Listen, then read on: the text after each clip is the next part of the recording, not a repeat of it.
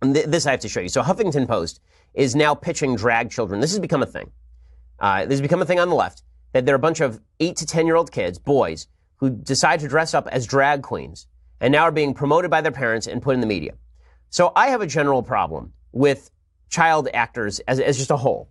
I think it's a huge mistake for parents to get their children into acting publicly, because I don't think that children should be exposed to public discourse as a general rule. I think that kids don't know enough about what they want in their own minds. They're not capable of making reasoned decisions. They're not capable of making good decisions.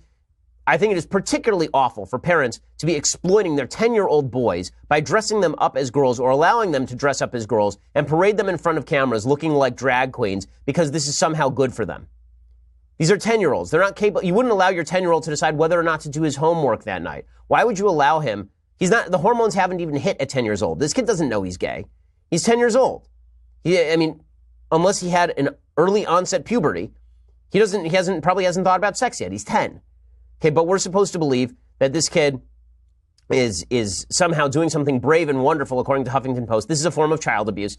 Here's Huffington Post promoting it. This is a 10-year-old boy who, if you can't see, is wearing a blonde wig and blue lipstick, dressed up as a drag queen.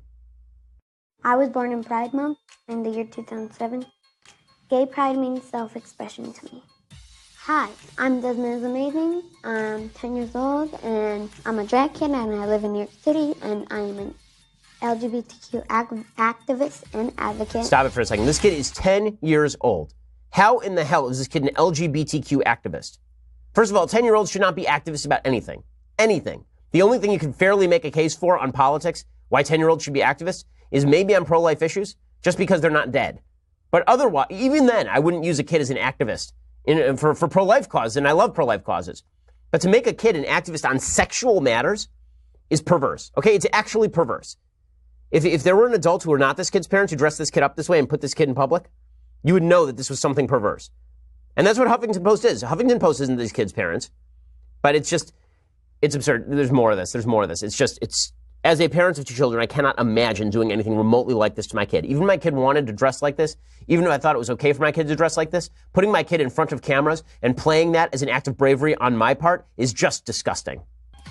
Drag is a form of expression and being yourself and dressing however you want and looking fierce, no matter what you're wearing. Even if your eyeliner went down and it's like so bad, you still look fierce. My motto is be yourself always, but I like to add this on. No matter what anyone says, and paid haters don't mind because they're not as fierce as you. Okay, can we stop for a second again? So that's the end of it, I think. So this kid, notice the use of the word fierce there. Okay, this is because this kid has been culturally indoctrinated into the use of certain terms, right? 3-year-olds, 5-year-olds, 10-year-olds, they don't know the word fierce unless you have been engaged in a particular culture that glorifies a particular set of values. And listen, as your parent, if that's what you want to do and it's not damaging your kid, that's one thing. But to trot this kid out as an activist, as a free-minded activist, is really quite gross. You want to be 18 and do this again, that's your prerogative. You want to be 25 and do this. You want to be an adult and do this. That's your prerogative. But this is a parent who decided that they were going to get their kid some attention and decided that they were going to therefore encourage these sorts of tendencies in the kid. You think this kid isn't going to experience a harder life? I'm not even talking about quote-unquote oppression from people outside of this kid. I'm not even talking about bullying, which of course is not appropriate in any case.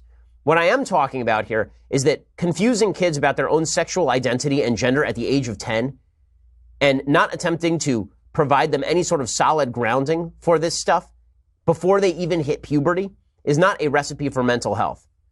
But the entire left would suggest that it's intolerant to say this. The only form of tolerance is to cheer along as a 10-year-old kid is dressed up in drag queen outfits and paraded in front of the drooling media. It really is quite horrifying.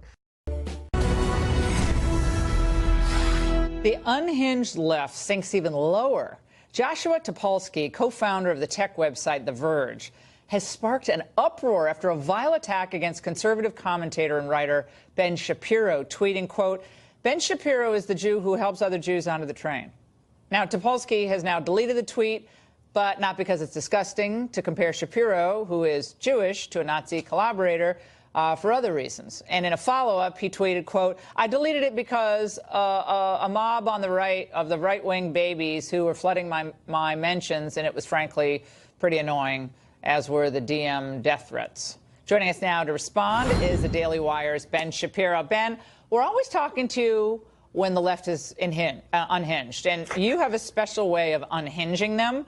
But this was really, I mean, I keep saying a new low, but this really is a new low. I've never heard of this person before, but I guess he's kind of big in the tech world. Where are we here? I mean, I've been called worse by better, so, you know, that's just the way things go, I guess, these days. Yeah, I guess that he works, or said that he worked over at Vox, and then it turns out that he was not, in fact, a co-founder of Vox. If he was from Vox, then Vox is not sending its best. That's all I can really say about it.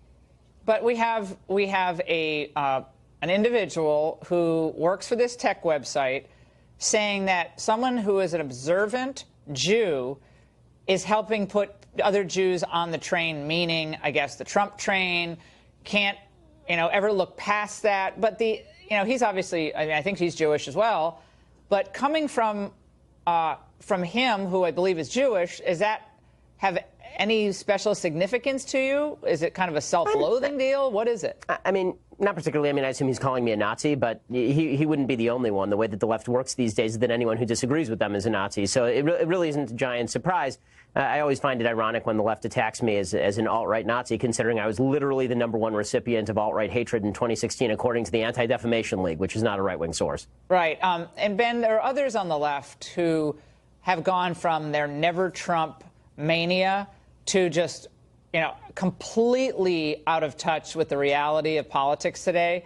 One of them is I guess a blogger for the Washington Post who's on television quite a bit. Her name is Jennifer Rubin. Let's watch. Sarah Huckabee has no right to live a life of no fuss, no muss after lying to the press, after inciting against the press. These people should be made uncomfortable, and I think that's a life sentence, frankly. You should be made uncomfortable for life. It should be a life sentence. Do you notice that the words that the left and the never Trump, I don't know, Republican or Bush, Bush person, I have no idea how you even describe Jennifer Rubin, because there's literally no constituency other than like Bill Kristol for what she says. But they've now used this criminal imagery.